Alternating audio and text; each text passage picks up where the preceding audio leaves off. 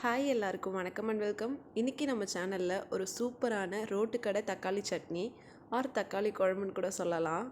இது ரொம்ப டேஸ்ட்டாக இருக்கும். இது யாருக்கெல்லாம் ஃபேவரட்னு சொல்லுங்கள். என்னோட one of the favourite recipe இது. இதை எப்படி கடையில் கொடுக்குற மாதிரியே வீட்டிலே செய்யலான்னு சொல்லி நான் ஒரு சில டிப்ஸோடு இந்த வீடியோவில் ஷேர் பண்ணுறேங்க. இப்போது இதை செய்கிறதுக்கு ஒரு மிக்சர் ஜாரில் நான் ஒரு அரை ஸ்பூன் அளவுக்கு சீரகம் எடுத்திருக்கேன். ஒரு 5 பல் பூண்டை இந்த மாதிரி வெட்டி வச்சுருக்கேங்க. 5 காஷ்மீரி மிளகாய் எடுத்திருக்கேன், 2 வரமிளகாய் எடுத்திருக்கேன். காஷ்மீரி மிளகாய் வந்து நம்ம கலருக்காக தான் சேர்க்குறோம்.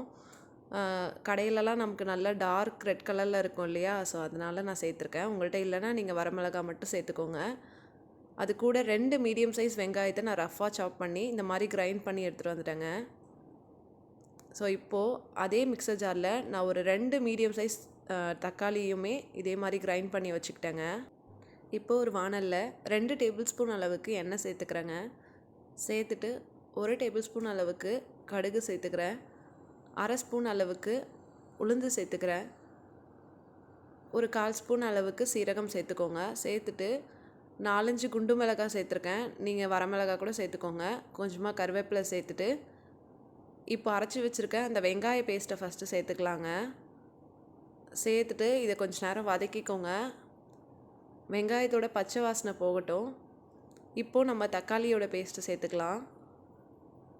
சேர்த்துட்டு இது நல்லா கலந்துக்கோங்க. இப்போது இதில் கொஞ்சமாக கல்லுப்பு சேர்த்துக்கிறேங்க. சேர்த்துட்டு இது நல்லா வதங்கி வரணும். இதோட பச்சை வாசனைலாம் போய் கொஞ்சம் எண்ணெய் பிரிஞ்சு வந்ததுக்கப்புறம் தான் நம்ம தண்ணி சேர்க்க போகிறோங்க.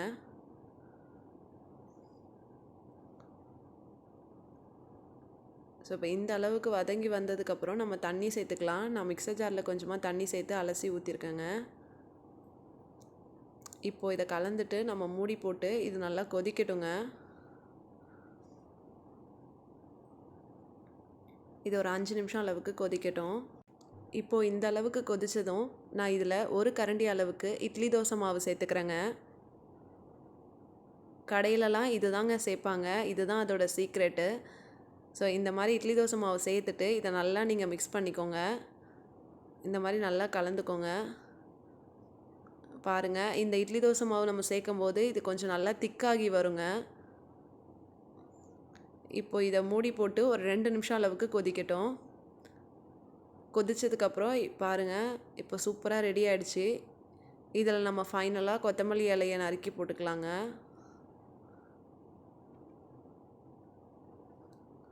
போட்டுட்டு நீங்கள் அடுப்பை ஆஃப் பண்ணிவிடுங்க. அவ்வளோதாங்க, ஒரு சூப்பரான தக்காளி குழம்பு ரெடி ஆகிடுச்சு. இப்போது இந்த மாதிரி சூடான சாஃப்டான இட்லி கூட சர்வ் பண்ணி பாருங்கள். உங்கள் வீட்டில் 5 இட்லி சாப்பிட்றவங்க கூட 10 இட்லி தாராளமாக சாப்பிடுவாங்க. அவ்வளோ நல்லாயிருக்கும். நான் எப்போவுமே இந்த மாதிரி தொட்டெல்லாம் சாப்பிட மாட்டேங்க. குழம்பு மேலெலாம் ஊற்றி துவைச்சி தான் சாப்பிடுவேன். ஸோ ரொம்ப நல்லாயிருக்கும். இதை கண்டிப்பாக ட்ரை பண்ணி பாருங்கள். நான் சொன்ன இதே அளவுகளோடு ட்ரை பண்ணுங்கள். 2 மீடியம் சைஸ் வெங்காயத்துக்கு 2 மீடியம் சைஸ் தக்காளி கரெக்டாக இருக்குங்க.